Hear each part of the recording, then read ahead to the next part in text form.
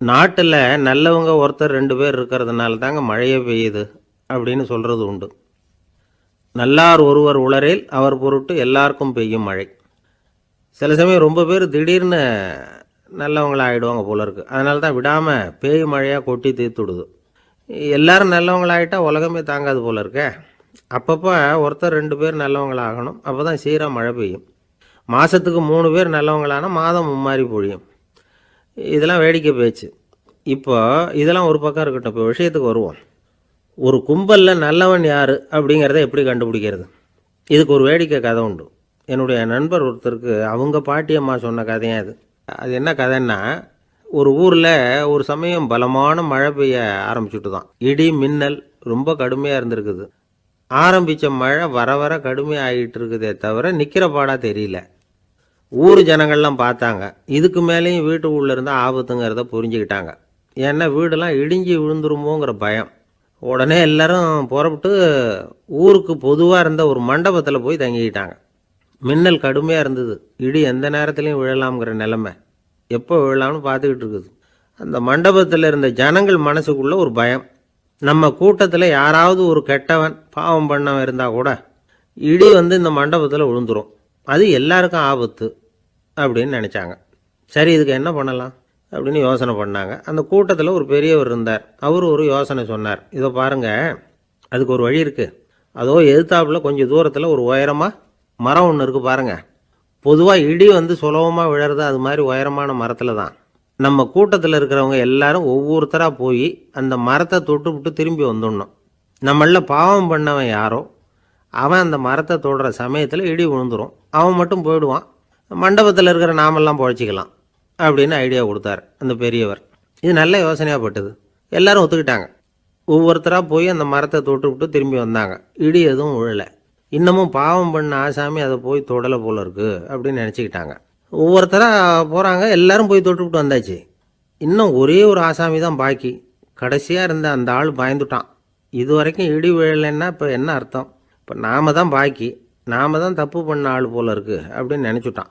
அதனால் துணிச்சலாக போய் தொடுறதுக்கு பயந்தான். தயங்கிக்கிட்டே இருந்தான். இருந்தாலும் மற்றவங்கள்லாம் சும்மா இருப்பாங்களா? கட்டாயப்படுத்தி கழுத்தை பிடிச்சி தள்ளாத குறையா அவனை தள்ளி விட்டாங்க. போய் தொட்டுட்டு வாடான்னு.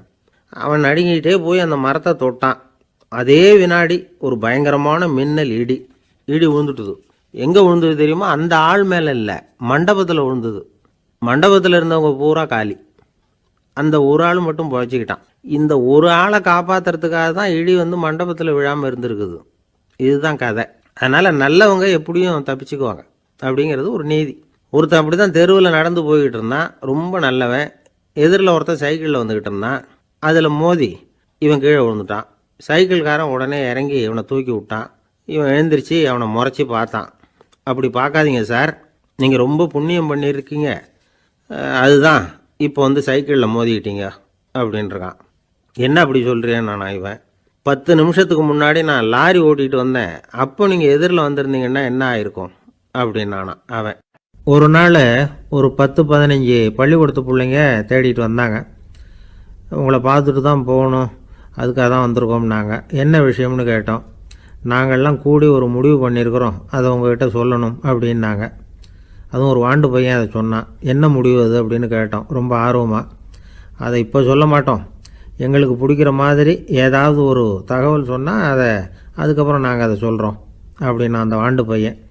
சரி, சின்ன பையன்கிட்ட இன்றைக்கி வசமாக மாட்டிக்கிட்டோம் அப்படின்னு நினச்சிக்கிட்டு அவங்களுக்கு தகுந்த மாதிரி ஒரு கதை சொல்ல ஆரம்பித்தோம். அது என்ன கதைன்னா, ஒரு பெரிய காடு, அதில் பலவிதமான மிருகங்கள். அந்த காட்டுக்கு ஒரு சிங்கம்தான் ராஜா. எப்பவும் காட்டுக்கு அது தானே ராஜா. ஒரு பெரிய யானைக்கு இது பொறுக்கலை. என்ன இது, எப்போ பார்த்தாலும் இங்கே சிங்கத்துக்கே ராஜா பதவி கிடைக்கிது, நான்லாம் எவ்வளவு பலசாலியாக இருக்கிறேன், அப்படி இருந்தும் எனக்கு அந்த பதவி கிடைக்கலையே அப்படின்னு தனக்குள்ளே பொறுமிக்கிட்டே இருந்தது. ராஜா பதவியை நினச்சி ரொம்ப ஏக்கம், அதுக்கு பதவி மோகம். இந்த சமயம் பார்த்து ஒரு குள்ள நரி கூட்டம் அதை தேடிட்டு வந்தது. ஐயா பெரியவங்களே, நீங்கள் இந்த காட்டுக்கு ராஜாவாக இருக்க ஆசைப்படுறீங்க, அதில் ஒன்றும் தப்பு இல்லை. ஆனால் அதுக்கு முன்னாடி நீங்கள் எங்கள் கூட்டத்துக்கு கொஞ்ச நாள் தலைவராக இருங்க, அதாவது ராஜாவாக இருங்களேன், உங்களுக்கும் ஒரு ட்ரைனிங் கிடைச்சது மாதிரி இருக்கும் அப்படின்னு சொல்லியிருக்குது இந்த கூட்டம், குள்ளநெறி கூட்டம். இதை கேட்ட உடனே யானைக்கு ரொம்ப சந்தோஷம் தாங்கலை. அதுதான் எப்போ எப்போன்னு பதவிக்காக காத்துக்கிட்டு இருக்குதே. இருந்தாலும் கொஞ்சம் பிகுவோட, சரி நீங்கள்லாம் இவ்வளோ தூரம் என்னை தேடிட்டு வந்து கேட்குறதுனால மறுக்க முடியல அப்படின்னு ரொம்ப ஏதோ அவளுக்கு சிரமப்பட்டு ஒத்துக்கிறது மாதிரி ஒத்துக்கிட்டது. ஏதோ உங்கள் ஆசைக்கு கட்டுப்படுறேன், கொஞ்ச நாள் உங்கள் கூட்டத்துக்கு ராஜாவாக இருக்கிறதுக்கு சம்மதிக்கிறேன் அப்படின்னுது. உடனே அந்த யானை ராஜ நடை போட ஆரம்பிச்சிட்டுது. யானை சாதாரணமாக நடந்தாவே எப்படி இருக்குங்கிறது நமக்கு தெரியும். அதுவே ராஜ நடை நடந்தால் எப்படி இருக்கும் கற்பனை பண்ணி பாருங்கள். யானை முன்னாடி கம்பீரமாக போய்கிட்டு இருக்குது, தலைவர் இல்லையா, அதனால் குள்ள நரிகள்லாம் ரொம்ப அடக்கமாக அது பின்னாடி அணிவகுத்து போயிட்டு இருக்குது. ராஜா வாழ்க, மன்னர் வாழ்க அப்படின்னு கோஷம் வேற. யானைக்கு தலைகால் புரியல, அவ்வளவு சந்தோஷம். அந்த யானைக்கு செருக்கு ஆணவம் எல்லாம் ஏற்பட்டு போச்சு. அதுக்கப்புறம் அது தரையை பார்க்குமா, நிமிர்ந்து நடக்க ஆரம்பிச்சுட்டுது. தரையை பார்க்குறதே இல்லை. அப்படி போயிட்டுருக்கிறப்போ ஒரு சதுப்பு நிலத்தில் திடீர்னு காலை வச்சுட்டுது. அவ்வளோதான், கால் உள்ளே போட்டுது. இன்னொரு காலை எடுத்து வச்சுது, அதுவும் உள்ளே போட்டுது. அந்த 2 காலையும் எடுக்கிறதுக்காக அடுத்த 2 காலையும் அழுத்துச்சு, அதுவும் உள்ளே போக ஆரம்பிச்சுட்டுது. இப்போ 4 காலம் வசமாக சேத்துல அழுந்தி போச்சு, எடுக்க முடியல. குள்ள நரிகள்லாம் அதை சுற்றி சுற்றி வந்தது. சிலது சுற்றி நின்று டான்ஸ் ஆட ஆரம்பிச்சுட்டுது யானையை பார்த்துட்டு. இதை யானை பார்த்தது. என்ன இது தலைவர், நான் தவிச்சிக்கிட்டு இருக்கிறேன், தொண்டர்கள்லாம் சுற்றி நின்று வேடிக்கை பார்த்துக்கிட்டு இருக்கிறீங்க, டான்ஸ் ஆடுறீங்க அப்படின்னு கேட்டுதான். தொண்டர்களே, தலைவர் நான் தவிச்சிக்கிட்டு இருக்கிறது உங்களுக்கு தெரியலையா? இப்போ உடனே உங்கள் தலைவரை காப்பாற்ற வேண்டியது உங்கள் கடமை இல்லையா அப்படின்னு கத்துச்சான் அந்த யானை. குள்ள நரிகளில் ஒன்று முன்னாடி நின்று அந்த யானையை பார்த்து தான், தலைவரே எங்களுக்கு ரொம்ப நாளாக ஒரு ஆசை, அந்த ஆசையை நிறைவேற்றிக்கிறதுக்காக தான் உங்களை எங்கள் தலைவராக ஏற்றுக்கிறோம்னு சொன்னோம் அப்படின்னு தான். என்ன ஆசைன்னு கேட்டிருக்கு யானை. யானை கறி சாப்பிட்டு பார்க்கணுங்கிறது எங்களுக்கு ரொம்ப நாளாக ஆசை, அது இன்றைக்கி தான் நிறைவேற போகுது அப்படின்னு தான் அந்த நரி. இதை கேட்ட உடனே அந்த யானை அப்படியே மூர்ச்சி ஆகிட்டு தான். நரிகள்லாம் அது மேலே ஏறி குதற ஆரம்பிச்சுட்டு தான். பதவி மேலே இருந்த பேராசை அந்த பலசாலியான யானையையே மாட்டி விட்டுட்டுது பார்த்தீங்களா அப்படின்னு சொல்லி முடித்தோம் இந்த கதையை அந்த சின்ன பிள்ளைங்கக்கிட்ட. சரிங்க, இப்போ நாங்கள் உங்களை தேடி வந்த விஷயம் என்னங்கிறத சொல்லவா அப்படின்னா ஒரு வாண்டு பையன். சீக்கிரம் சொல்லு தம்பி, சஸ்பென்ஸ் தாங்கலை அப்படின்னோம். அவன் மெதுவாக எங்களை பார்த்து சொல்கிறான், எங்களுக்கு கொஞ்ச நாள் நீங்கள் தலைவராக இருந்தால் தேவலை அப்படின்னா. என் கூட வேலை பார்க்குறப்போ ஒரு அம்மா இருந்தாங்க. அவங்க எப்போதும் அவங்க வீட்டுக்காரர் படத்தையே வச்சுருப்பாங்க, கையில் பத்திரமா வச்சுருப்பாங்க. அவ்வளவு மரியாதை மதிப்புன்னு சொல்லி நாங்கள்லாம் அவங்கள பெருசாக நினைப்போம். இது எதுக்குமா அவங்க வீட்டுக்காரர் படத்தை பத்திரமா இல்லை கையிலே வச்சுருக்கீங்களே, ஆஃபீஸுக்கெல்லாம் எடுத்துகிட்டு வந்து வச்சு அடிக்கடி எடுத்து பார்த்துக்குவாங்க. அவ்வளவு பிரியமாக அவங்க வீட்டுக்காரர் இல்லை. ஆமாம், எனக்கு ஏதாவது பிரச்சனை வந்துட்டுதுன்னா உடனே எங்கள் வீட்டுக்காரர் படத்தை எடுத்து பார்ப்பேன். பரவாயில்லையே இப்படி ஒரு இதாக. ஆமாம், இதை பார்த்துட்டு நினச்சிக்குவேன், இதை விட பிரச்சனை வேறு என்ன இருந்துட போகுது உலகத்தில் அப்படின்னு நினச்சிக்குவேன். உடனே எனக்கு எல்லாம் போயிடும் அப்படின்ட்டு தான். அப்படி ஒரு அம்மா இருந்தாங்க, இப்போவும் இருக்காங்க, வேலை பார்த்துக்கிட்டு இருக்காங்க.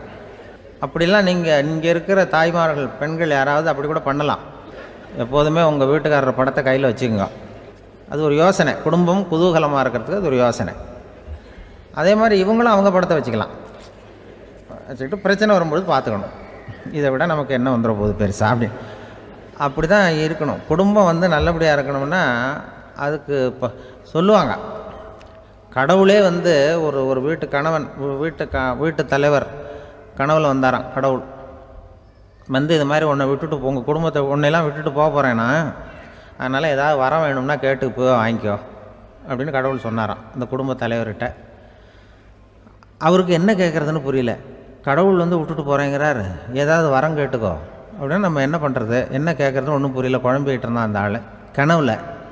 இப்போ கடவுள் சொன்னாராம், சரி நீ ரொம்ப குழப்பமாக இருக்க, நாளைக்கு மறுபடியும் உன் கனவுல வரேன், அதுக்குள்ளே நீ முடிவு பண்ணி வை, உனக்கு என்ன வரம் வேணுமோ கேட்டு வாங்கிக்கோ, உனக்கு வரம் கொடுத்துட்டு நான் போயிடுறேன், உன்னை விட்டுட்டு போகிறதா நான் முடிவு பண்ணிட்டேன் அப்படின்ட்டுருக்காரு கடவுள். சரி ஒரு நாள் அவகாசம் கொடுங்க, நாளைக்கு நான் அதுக்குள்ளே முடிவு பண்ணி வைக்கிறேன்ட்டு அவர் வந்தார். மறுநாள் முழிச்சுக்கிட்டு மனைவி மகன் மக்கள் எல்லோரையும் கூப்பிட்டார், குடும்பத்தில் எல்லாரையும். அப்படி வாங்க, இது மாதிரி நேற்று கனவுல வந்தார் கடவுள், நம்மளை விட்டுட்டு போக போகிறாராம், என்ன வரம் வேணும்னு கேட்டு வாங்கிங்கோ அப்படின்னு இப்போ சொல்லிட்டார். என்ன கேட்குறதுன்னா அப்படின்னு அந்த கணவன் கேட்குறான். இந்த மனைவி சொல்கிறாங்க, என் உடம்பு பூரா நகையாக இருக்கணும் அப்படின்னு கேளு அப்படின்ட்டுருக்கு. அதுக்குள்ளே அந்த ஒரு பொண்ணு ஓடி அப்படிலாம் கேட்காதப்பா கடவுள்கிட்ட, இப்போ இருக்கிற சொத்து எவ்வளோ இருக்கோ அதுபோல் இன்னொரு பங்கு வேணும்னு கேளு. அப்படின்னு அந்த பையன் வந்து அவன் வேறு சொன்னான். அவன் அது நமக்கு வந்து இது போல் ஒரு 10 பங்காவது வேணும், 2 பங்களா கார் வேணும் அப்படின்னு அவன் ஒரு லிஸ்ட்டை கொடுத்தான்.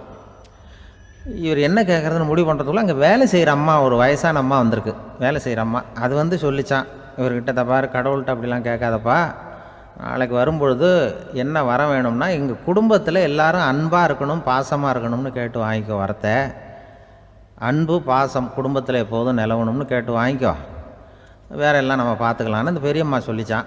மறுநாள் அதே மாதிரி படுத்து தூங்கினார். கடவுள் கனவுல வந்தார். வந்து கேட்கும்பொழுது இவர் சொன்னாராம், ஐயா எனக்கு வந்து எங்கள் குடும்பத்தில் நாங்கள் கணவன் மனைவி புள்ள குட்டி எல்லாம் பாசமாக இருக்கணும், அன்பாக இருக்கணும், இதுதான் எங்களுக்கு வர வேணும் அப்படின்னு கேட்டாராம். இவர் கேட்டதும் கடவுள் வந்து தலையை சொரிய ஆரம்பிச்சிட்டாராம். ஏன் என்ன யோசிக்கிறீங்கன்னு கேட்டிருக்காரு.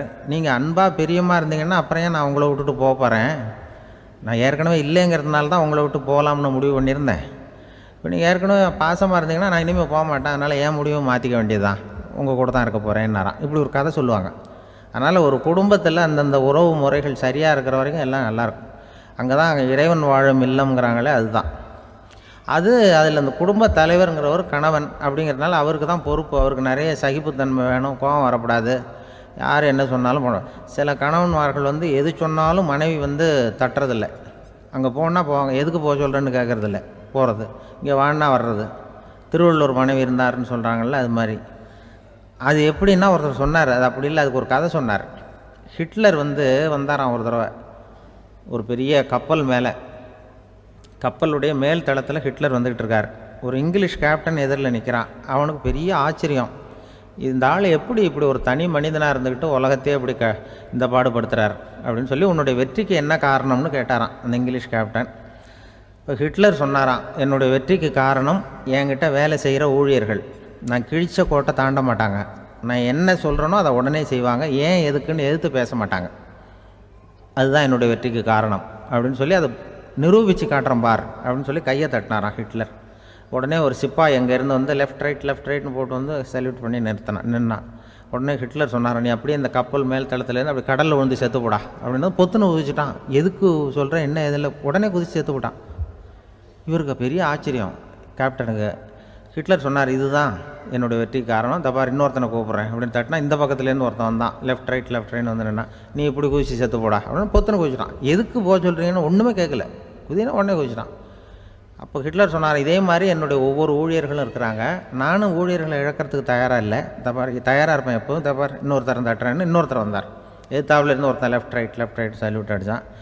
நீயும் குதிச்சு செத்து போடான்ருக்கார் ஹிட்லர். இவனால் பொறுக்க முடியல, இந்த இங்கிலீஷ் கேப்டன் அனாவசியமாக ஒவ்வொருத்தனாக குதிச்சுட்றானேன்னு சொல்லி ஓடி போய் அவனை குதிச்சிட்டான். குதிக்கிறதுக்கு முன்னாடி பிடிச்சி தனியாக எடுத்துகிட்டு போட்டான். தனியாக எடுத்துகிட்டு போய் அந்த சிப்பாய்கிட்ட கேட்டாரான் அந்த இங்கிலீஷ் கேப்டன், ஏன்ப்பா அந்த ஆள் குதிக்க சொல்கிறான்னா நீ ஏன் எதுக்குன்னு கேட்குறது இல்லையா, உடனே குதித்து செத்து போகிறீங்களே, இதெல்லாம் என்ன அநியாயம் அப்படின்ட்டுருக்கான் அந்த இங்கிலீஷ் கேப்டன் கையை பிடிச்சிக்கிட்டு. உடனே அந்த சிப்பாய்க்கு கோவம் வந்துட்டு தான், உடையா கையை, இவன்ட்ட வேலை பார்க்குறத விட உழுந்து செத்து போகலான்னு நான் குதிக்கிறான், என்ன அனாவசியமாக எதுக்கே இருக்க சொல்கிறேன் அப்படின்னு சொல்லி குதிச்சுட்டானா. அதனால் இந்த உடனே சொல்கிறத செய்கிறாங்க பாருங்கள், அவங்கள நம்பக்கூடாது. கணவன்மார்களுக்கு ஒரு எச்சரிக்கை, சொல்கிறத உடனே செஞ்சுருவாங்க மனைவி, நீ அங்கே போனால் போவாங்க வரனா அது ஹிட்லர் மாதிரி நினைக்கிறாங்கன்னு அர்த்தம்.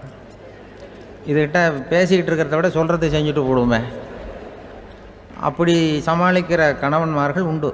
குடும்பத்தில் வந்து அப்படிலாம் இருந்து சமாளிக்கிறாங்க. குடும்பத்தில் ஒருத்தர் அனுசரிப்பு தன்மைங்கிறது ரொம்ப அவசியம். கணவன் மனைவின்னா அனுசரித்து போகணும்னு சொல்லுவாங்க. அதாவது ஒரு கணவன் அதுக்காக தான் அந்த காலத்துலலாம் ஒரு வீட்டுக்கு வந்து மாப்பிள்ளை தேடுறதுங்கிறது ஒரு பெரிய குடும்பத்தை நிர்வகிக்கிற அளவுக்கு ஒரு கணவனாக வரக்கூடிய எப்படி இருக்கணும் அப்படின்னா, அந்த காலத்தில் புலி வேட்டைக்கு போகணும்.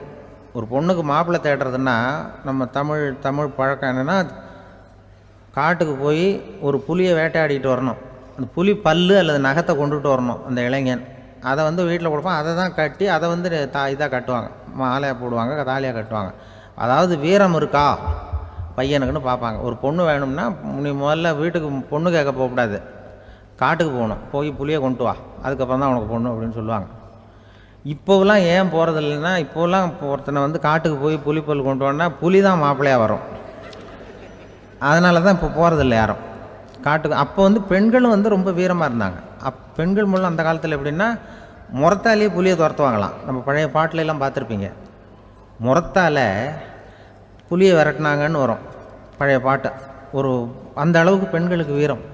இப்போ கல்யாணம் ஆகி இந்த காலத்தில் ஒரு கணவனை விரட்டிட்டு வந்தாங்களாம், முறத்தை எடுத்துக்கிட்டு. ஒரு மனைவி, அவன் பயந்துட்டு வெளில ஓடி வரான். பின்னாடி முறத்தை எடுத்துகிட்டு அந்த அம்மா ஓடி வருது.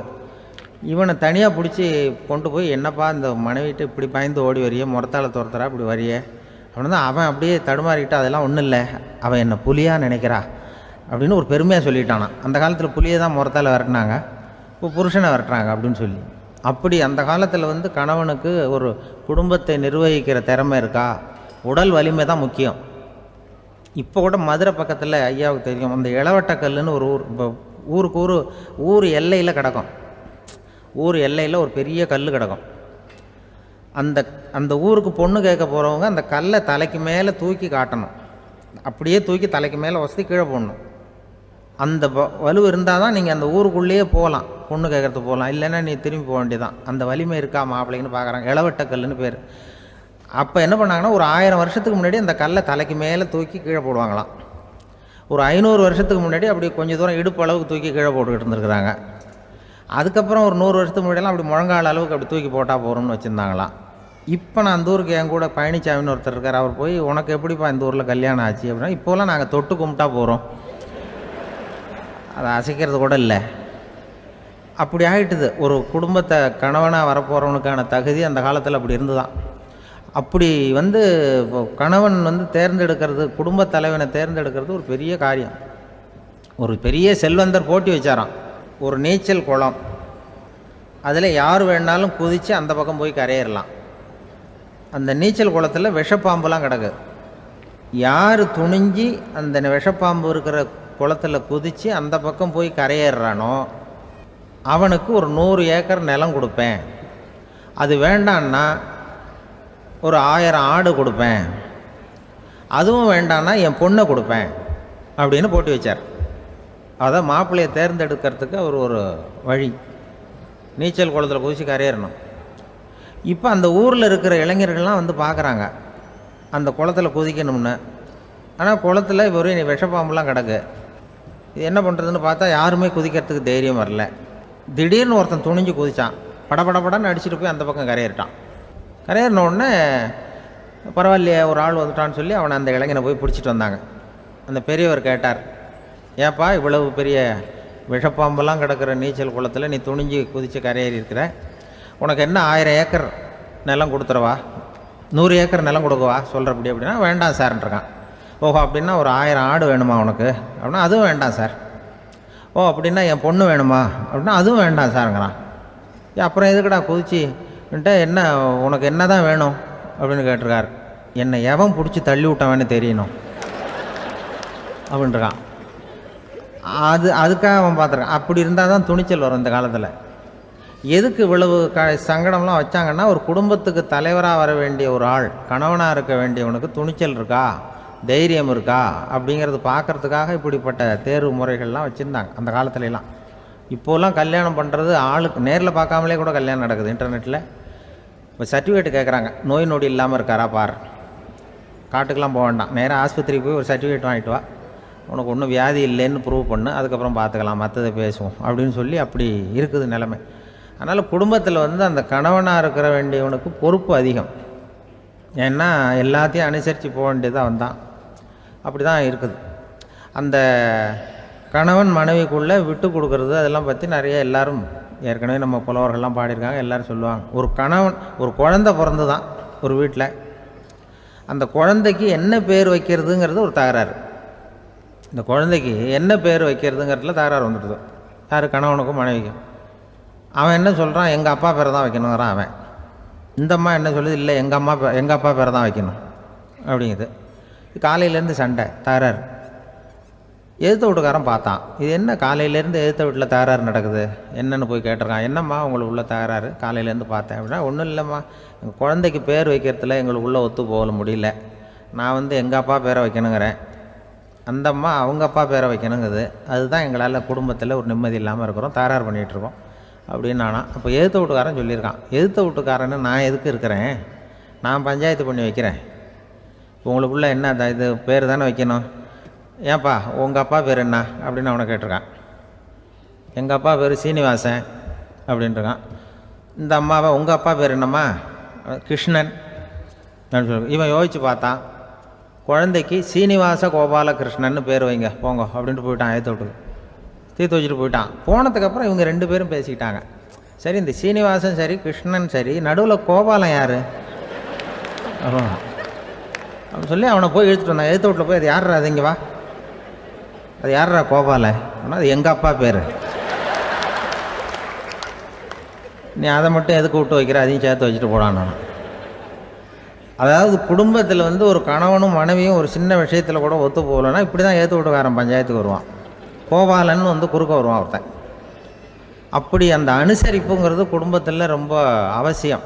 கணவனும் மனைவி அது ஒன்றுக்கு மேலே இந்த கல்யாணம் பண்ணிக்கிறாங்கள், அது ரொம்ப அவஸ்தை. ஒருவனுக்கு ஒருத்திங்கிறது நம்ம இதெல்லாம் சொல்கிறது. ஒன்றுக்கு மேற்பட்ட திருமணங்கள் வந்து சங்கடத்தில் தான் கொண்டு வந்து விடும். நிறைய சொல்லுவாங்க. உலகத்திலேயே ஒரு பெரிய இது என்ன தெரியுங்களா, இயற்கை வந்து நிர்ணயம் பண்ணுது. இப்போ வந்து நம்ம சில பேருக்கு எனக்கு பொம்பளை பிள்ளை வேண்டாம் ஆம்பளை பிள்ளை வேண்டான்னு சொல்லி இந்த ஸ்கேன் பண்ணி என்னென்னவோ பண்ணிகிட்டு இருக்கிறாங்கல்ல. ஆனால் இயற்கை வந்து அந்த 50-50 ரேஷியோவை அது வந்து மெயின்டைன் பண்ணிகிட்ருக்கு. இந்த உலகத்தில் ஒரு அதிசயமான உண்மை என்னென்னா, 116 ஆம்பளை பிள்ளை பிறந்தா 100 பொம்பளை பிள்ளை பிறகுதான். உலக அளவில் 116 ஆம்பளை பிள்ளை பிறந்தா 100 பொம்பளை பிள்ளை பிறகுது. இது எதுக்கு 16 அதிகமாக பிறக்குதுன்னா, அந்த வாலிப வயசை அடையிறதுக்குள்ளே 16 செத்து போகுது.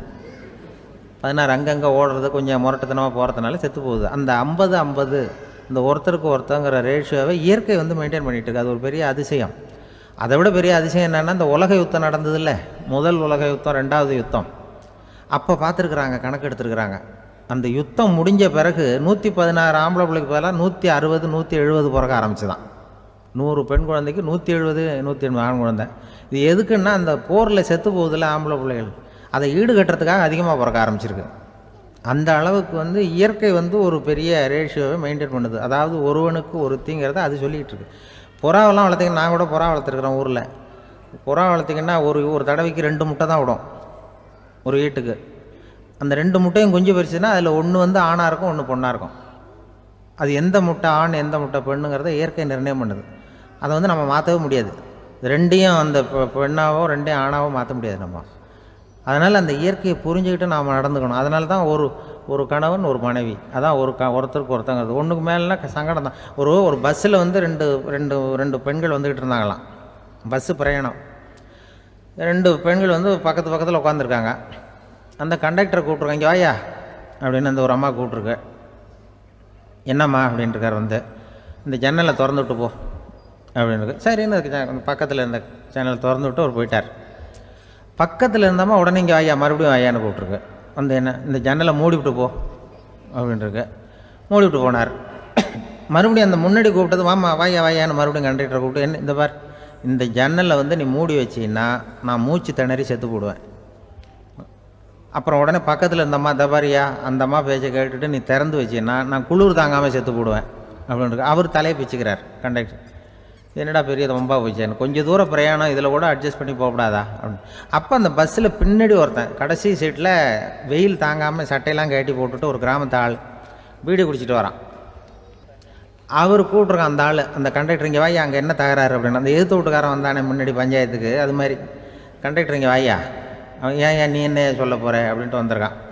சட்டையெல்லாம் கட்டி போட்டு பீடி குடிக்கிறோம், பீடி புகையை ஊதிவிட்டு அங்கே என்ன தகராறு அப்படின்னு கேட்டிருக்கான். ஒன்றும் இல்லையா, அந்த அம்மா வந்து ஜன்னலை திறந்தா செத்து போவேங்கிறது, இந்த அம்மா ஜன்னலை மூடுனா செத்து போவேங்கிறது, நான் என்னையா பண்ணுறது ஒரு ஆள் அப்படின்னு. இதுக்கு ஏன் கவலைப்படுறேன், நான் சொல்கிறத கேள், நான் தீர்த்து வைக்கிறேன் பிரச்சனையை அப்படின்னு சொல்லிவிட்டு பீடியை எடுத்துவிட்டு புகையை ஊதிவிட்டு சொன்னானான். கொஞ்ச நேரம் அந்த ஜன்னலை மூடி வை, அந்த அம்மா செத்து போவோம், அப்புறம் திறந்து வை, இந்த அம்மா செத்து போவோம், நாம் நிம்மதியாக போகலாம் அப்படின்னு சொல்லிட்டு பீடி குடிக்க ஆரம்பிச்சிட்டான். அவருக்கு கோவம் வந்துட்டுது கண்டக்டருக்கு. உனக்கு என்னையா நீ பாட்டுக்கு சொல்லிட்டு போடுவ, அந்த 2 அம்மாவும் செத்து போச்சுன்னா அவங்க வீட்டுக்காரனுக்கெல்லாம் யார் பதில் சொல்கிறது அப்படின்னா, கவலையே படாத, 2 பேருக்கும் நான் தான் வீட்டுக்காரன்.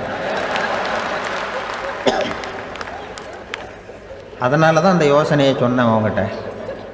அப்புறம் இதுதான் இந்த ஒன்றுக்கு மேலே போச்சுன்னா அது இயற்கைக்கு விரோதம், இப்படிலாம் ஆகும்.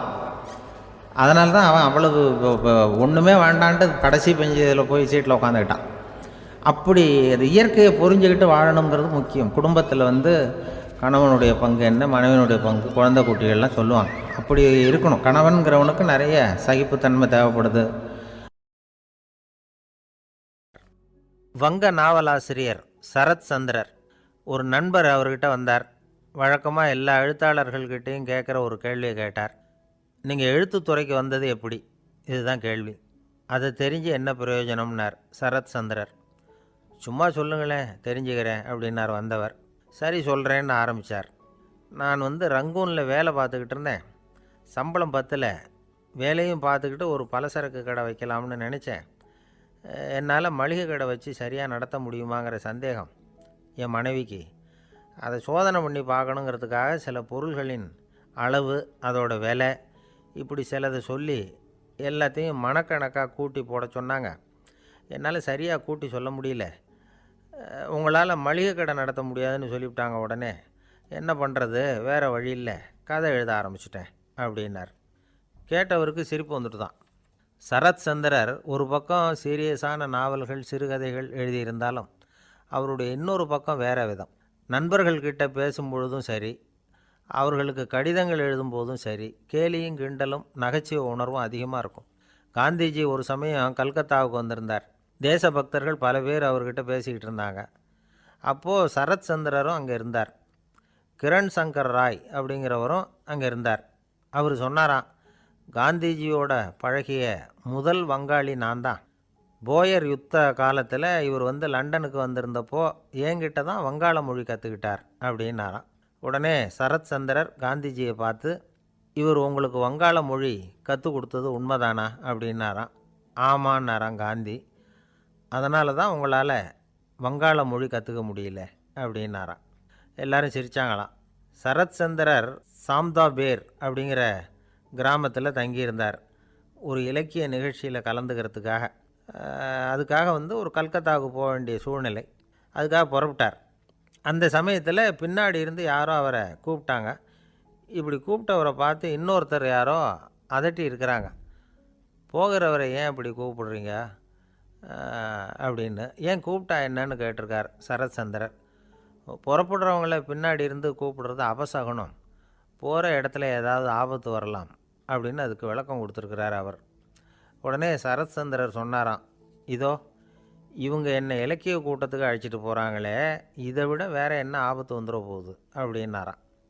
இப்படி சரத் சந்திரருக்கு இயல்பாகவே நகைச்சுவை உணர்வு உண்டு. அவருடைய நண்பர் ஒருத்தர் வீட்டுக்கு கூப்பிட்டுருந்தார். அங்கே ஒரு கச்சேரிக்கு ஏற்பாடு பண்ணியிருந்தாங்க. சரத் சந்திரருக்கு இயல்பாகவே கச்சேரியில் நீண்ட ஆலோசனையெல்லாம் கேட்குறதுக்கு பொறுமை இருக்காது. அதனால் மெதுவாக பாட போகிறவர் எப்படி அப்படின்னு கேட்டிருக்கார்.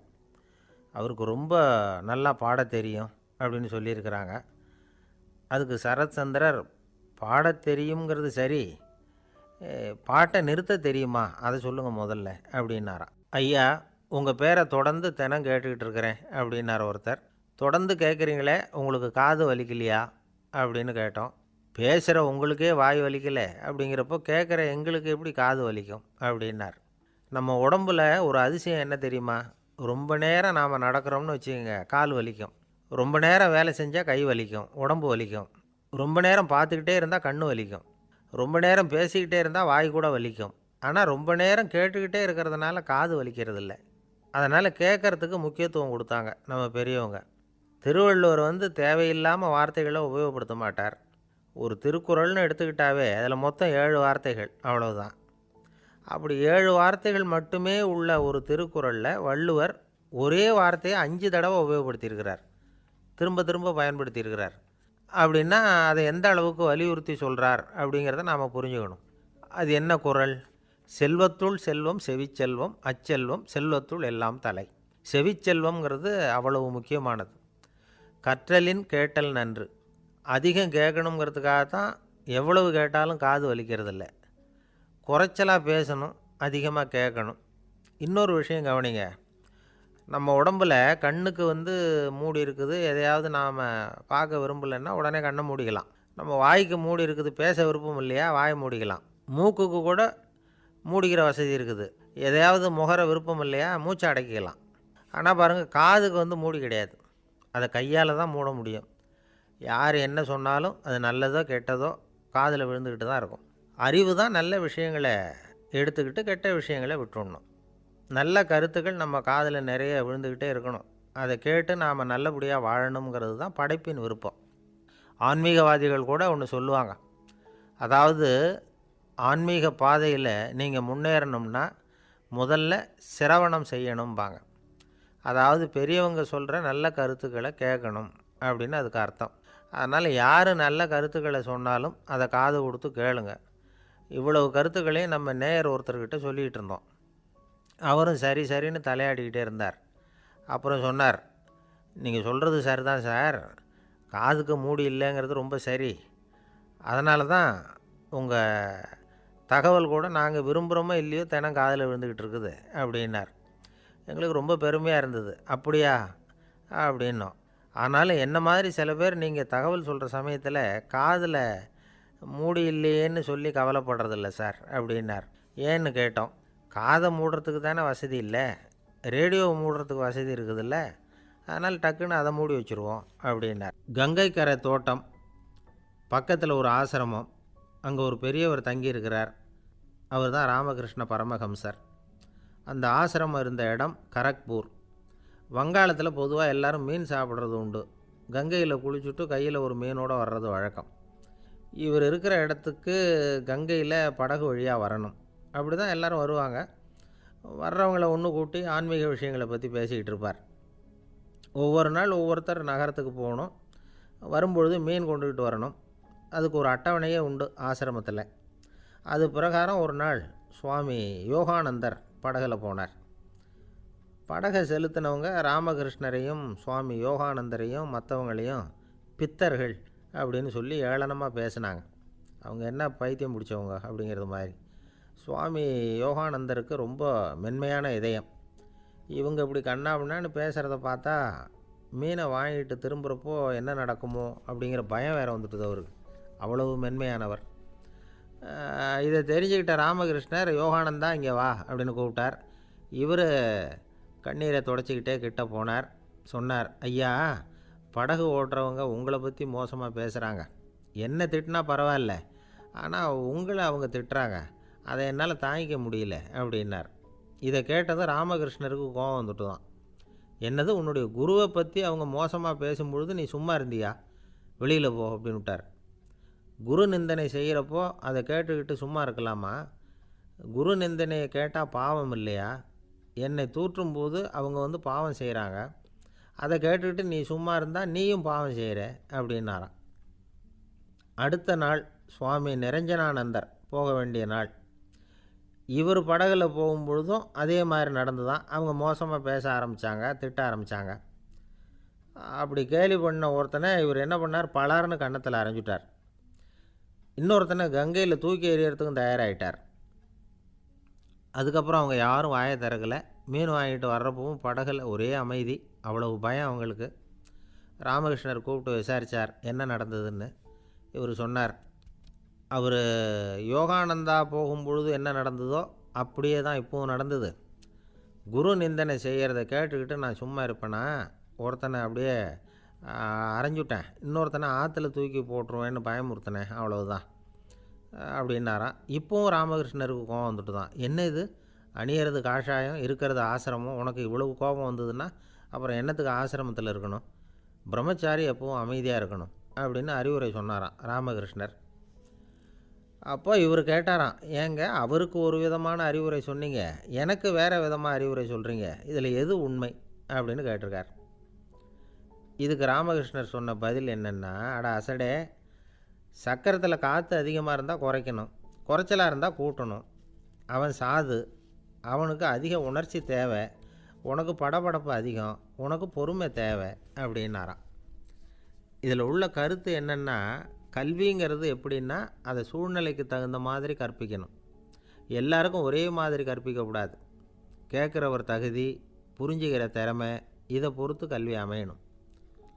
ஆரம்ப காலத்தில் ஒரு குரு, அப்போ ஒரு சீடன் இருந்தான். அது வேடிக்கையான குரு, வேடிக்கையான சீடன். ஒரு ஆசிரமம். ஒரு நாள் ஒருத்தன் அவசரமாக அந்த குருவை தேடி வந்திருக்கிறான். என்ன விஷயம்னு விசாரித்தார் குரு. உங்கள் சீடர் என்னை வந்து அடிச்சுட்டார் அப்படின்னு புகார் பண்ணானான் அந்த ஆள். குரு சீடனை கூப்பிட்டார். அடிச்சியா இந்த ஆளை அப்படின்னு கேட்டாராம். ஆமான் இருக்கான் சீடன். ஏன் அடிச்சே அப்படின்னு கேட்டாராம். இந்த ஆள் உங்களை பற்றி மட்டமாக பேசிவிட்டான், என்னால் அதை தாங்கிக்க முடியல, அதனால தான் அடிச்சுட்டேன்ருக்கான். அப்படி என்ன பேசினா அப்படின்னு கேட்டாராம். உன்னுடைய குருநாதர் இப்போல்லாம் அர்த்தமில்லாமல் பேச ஆரம்பிச்சிட்டார் அப்படின்னு சொல்லிவிட்டான், அதனால தான் அடிச்சுட்டேன் அப்படின்னானான். அதுக்காக அடித்தே அப்படின்னாரான். நான் அதுக்காக அடிக்கலை குருவே, இப்போல்லாம் நீங்கள் அர்த்தமில்லாமல் பேசுகிறதாக அவன் சொல்கிறான் அப்படின்னா இதுவரைக்கும் நீங்கள் அர்த்தத்தோடு பேசினதாகத்தானே அர்த்தம், அது தப்பு தானே, அதனால தான் அடித்தேன் அப்படின்னானான். ஒரு பெரியவர் உட்கார்ந்துருக்கிறார். அவரை சுற்றி அவருடைய தோழர்கள் உட்காந்துருக்கிறாங்க. ஏதோ ஒரு முக்கியமான செய்தியை அவர் அவங்களுக்கு சொல்லிகிட்டு இருக்கிறார். அவங்களும் ஆர்வமாக கேட்டுக்கிட்டு இருக்கிறாங்க. இந்த சமயத்தில் யாரோ ஒரு ஆள் வேகமாக அங்கே வர்றார். வர்ற வேகத்திலேயே எனக்கு ஏதாவது உதவி செய்யுங்க அப்படின்னு கேட்டுக்கிட்டே வர்றார். கேட்குறது உதவி, ஆனால் குரல் மிரட்டுறது மாதிரி இருக்குது, அதட்டி கேட்குறது மாதிரி இருக்குது. இதை கேட்டதும் அந்த பெரியவர் ஆத்திரப்படலை, ஆனால் அவரை சுற்றி இருந்தவங்க ஆத்திரப்பட்டாங்க. இதை பெரியவர் கவனித்தார். கொஞ்சம் அமைதியாக இருங்கன்னார். வந்தவரை கூப்பிட்டார். அவருக்கு சில பொருள்களை கொடுத்தார். என்னங்க இப்போ உங்களுக்கு மகிழ்ச்சி தானே அப்படின்னார். ஆ அப்படின்னு அலட்சியமாக அவர் சொல்கிறார். நான் உங்களை நல்ல முறையில் நடத்தினேன்னா அப்படின்னு கேட்குறாரு அவர் மறுபடியும். அதெல்லாம் ஒன்றும் இல்லை அப்படின்னு சொல்லி அவர் சொல்லிகிட்டு இருக்கிறாரு. குரலில் கடுமை குறையில. சுற்றி இருந்தவங்களால் இதை பொறுத்துக்க முடியல. கோபத்தோடு அவரை நோக்கி நெருங்க ஆரம்பித்தாங்க. பெரியவர் அவங்களையெல்லாம் தடுத்து நிறுத்தினார்.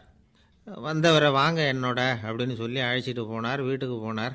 அங்கே போனதும் இன்னும் சில பொருள்களை எடுத்து அவர்கிட்ட கொடுத்தார். இப்போ திருப்தி தானே, நான் உங்ககிட்ட நல்ல முறையில் நடந்துக்கிட்டேனா அப்படின்னார். அவர் முகம் இப்போ தான் கொஞ்சம் மலர்ந்தது. ரொம்ப நன்றி, இறைவன் உங்கள் குடும்பத்துக்கு எல்லா நன்மைகளையும் செய்வான் அப்படின்னு சொன்னார். இதே வார்த்தைகளை என்னுடைய தோழர்கள்கிட்டே சொல்லிட்டீங்கன்னா அவங்க கோபம் தணிஞ்சிரும், வர முடியுமான்னார். கண்டிப்பாக வர்றேன் அப்படின்னாரு. மறுநாள் காலையில் அந்த இடத்துக்கு வந்தார். அதே மாதிரி சொல்லிவிட்டு அவர் போயிட்டார். தோழர்கள்லாம் ரொம்ப வியப்போடு பெரியவரை பார்த்தாங்க. அந்த பெரியவர் தான் நபிகள் நாயகம். அவர் சொன்னார், ஒருத்தன் ரொம்ப ஆசையாக ஒரு ஒட்டகத்தை வளர்த்துக்கிட்டு வந்தான். ஒரு நாள் அந்த ஒட்டகம் கயத்தை அறுத்துக்கிட்டு ஓடி போயிட்டுது. அக்கம் பக்கத்தில் இருக்கிறவங்கெல்லாம் அந்த ஒட்டகத்தை பிடிக்கிறதுக்கு முயற்சி பண்ணாங்க. அதை துரத்திக்கிட்டு ஓடினாங்க. ஒட்டகம் தாறுமாறாக ஓட ஆரம்பிச்சிது. இந்த சமயத்தில் ஒட்டகத்தை வளர்த்தவன் அங்கே ஓடி வந்தான். நீங்கள் அதை ஒன்றும் செய்ய வேணாம், விட்டுருங்க, அதோட சுபாவம் எனக்கு நல்லா தெரியும், அதை சுலபமாக என்னோடய வழிக்கு கொண்டுட்டு வந்துட முடியும், நான் பார்த்துக்கிறேன், விட்டுருங்கோ அப்படின்னா. எல்லோரும் விலகி போயிட்டாங்க. இவன் என்ன செஞ்சான் தெரியுமா? கொஞ்சம் புல்லை கையில் எடுத்துக்கிட்டு அந்த ஒட்டகத்தை நெருங்கினான். அவ்வளவுதான். அது ஓடி இவன் காலடியில் உட்காந்துக்கிட்டது. செல்லமாக அதை அப்படியே தடவி கொடுத்தான். முதுகில் ஏறி உட்காந்துக்கிட்டான். அது பாட்டுக்கு சாதுவாக நடந்து போகுது. இந்த கதையை நபிகள் நாயகம் தம்முடைய தோழர்களுக்கு சொல்கிறார். ஒட்டகத்தை மட்டும் இல்லை, சில மனிதர்களையும் கூட சில விதத்தில் அணுகி தான் அவர்களை சீர்திருத்த வேண்டியிருக்குது அப்படிங்கிறத அவங்களுக்கு உணர்த்தினார். இது ஒரு அழகான உளவியல் அணுகுமுறை.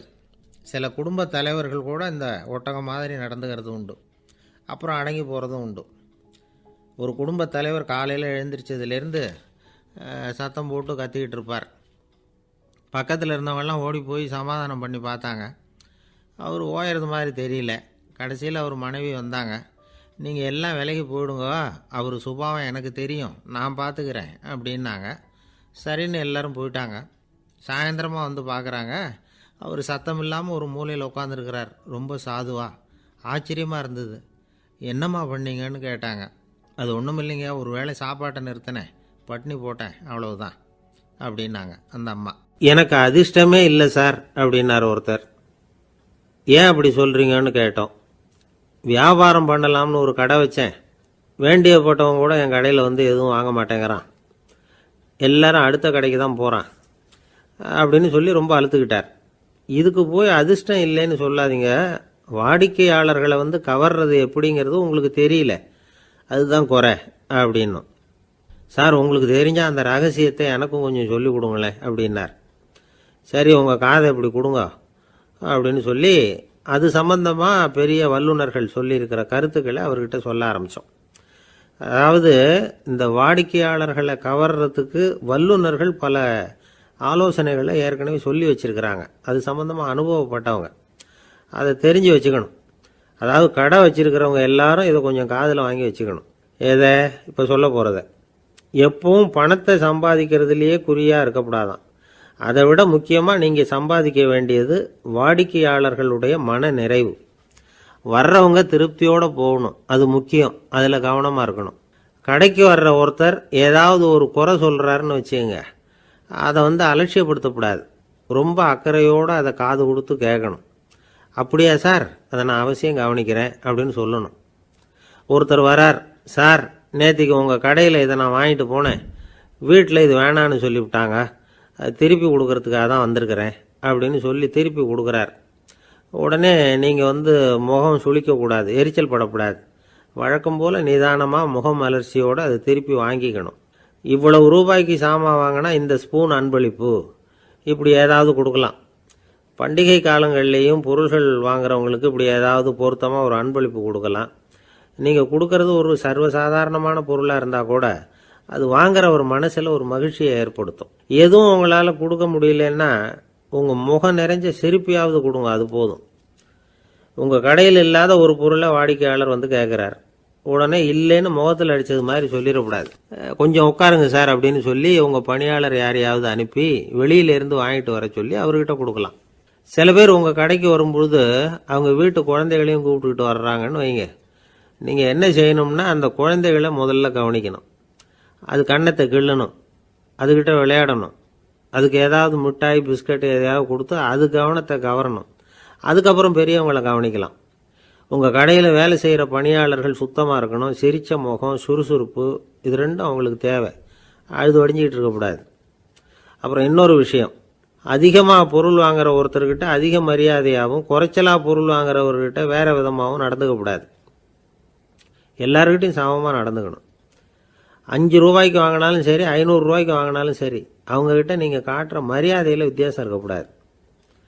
எல்லாத்துக்கும் மேலே அவங்க கடையில் ஒரு பொருள் வாங்கினா அது உண்மையானதாக இருக்கும், தரமுள்ளதாக இருக்கும் அப்படிங்கிற நினைப்பு ஜனங்களுக்கு வரணும். அதனால் தரமான பொருளையே நீங்கள் உங்கள் கடையில் வச்சுருக்கணும். இது வரைக்கும் நான் சொன்னதையெல்லாம் கவனத்தில் வச்சுக்கிட்டு நீங்கள் கடையை ஆரம்பிச்சிங்கன்னா வியாபாரம் பிச்சுக்கிட்டு போகும். அப்படி போகலன்னா அதுக்கப்புறம் கேளுங்க. ஏன்னா இந்த யோசனைகள்லாம் அனுபவப்பட்டவங்க சொல்லியிருக்கிற யோசனைகள். இந்த யோசனைகளில் நீங்கள் எச்சரிக்கையாக இருக்க வேண்டிய ஒரு விஷயம் உண்டு. அது என்னங்கிறதையும் தெரிஞ்சு வச்சுக்கிறது நல்லது. என்னுடைய நண்பர் ஒருத்தர் வந்தார். சார், உங்கள் யோசனையை கேட்டதுனால நான் ஒரு அறை வாங்கினது தான் மிச்சம்னார். என்ன ஆச்சுன்னு கேட்டேன். எங்கள் கடைக்கு ஒரு பெரிய அம்மா குழந்தைய தூக்கிட்டு வந்தாங்க சார். உங்கள் யோசனைப்படி அந்த குழந்தையோட கன்னத்தை கிள்ளணும்னு முயற்சி பண்ணினேன். திடீர்னு அந்த நேரம் பார்த்து அந்த குழந்தை தலையை குனிஞ்சிக்கிட்டுது. என் கை குழந்தையோட கன்னத்துக்கு பதிலாக அதை தூக்கிட்டு வந்தவங்க கன்னத்தை கிள்ளிவிட்டுது. அதுதான் அப்படி ஆயிட்டுது அப்படின்னார், கன்னத்தை தடவிக்கிட்டே.